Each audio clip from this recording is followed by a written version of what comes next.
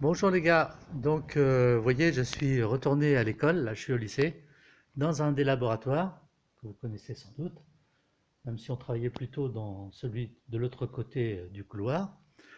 On va faire une petite manipulation ensemble, donc je vais la présenter et je vous communiquerai les résultats et à partir de là, on va traiter la dernière partie du programme qui concerne la température et chaleur.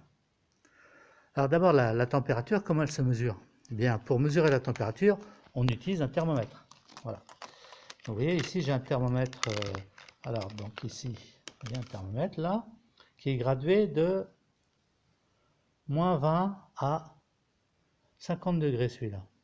Il y en a d'autres, hein. Puis ici j'ai un thermomètre aussi, un thermomètre électronique, voilà, donc avec sa sonde. Donc comment est-ce qu'on mesure les températures en fait? Comment ça a été défini le degré Celsius déjà? En fait ça a été défini par rapport à l'eau.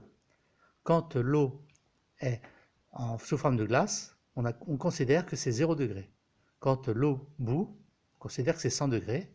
On divise en 100 parties la différence entre l'eau glacée et l'eau qui bout, et donc ça nous donne le degré Celsius. Voilà. Alors la manipulation qu'on va faire aujourd'hui, donc c'est la suivante. Donc je vais mettre de l'eau dans un ballon, et je vais faire chauffer cette eau. À l'intérieur, je place donc un thermomètre électronique, c'est plus facile. Et puis je vais commencer par refroidir l'eau, hein. Je vais essayer d'atteindre l'eau la plus froide possible. Donc je vais mettre des glaçons dans l'eau. Vous voyez, j'ai des glaçons, hop là. C'est des glaçons vivants, ils bougent encore, hein. Voilà. Donc je vais mettre des glaçons dans l'eau. Je vais faire chauffer l'eau.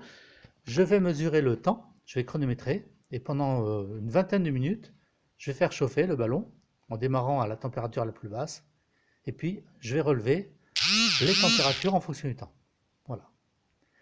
À partir de là, je vais établir un tableau de points et je vous demande de représenter la courbe, en fait.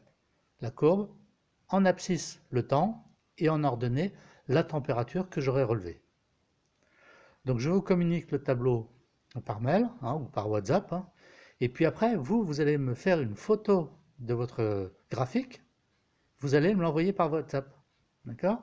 Vous m'envoyez la petite photo par WhatsApp. Et donc ça sera la réponse au travail, la réponse à l'expérimentation. Voilà. Merci, à tout à l'heure.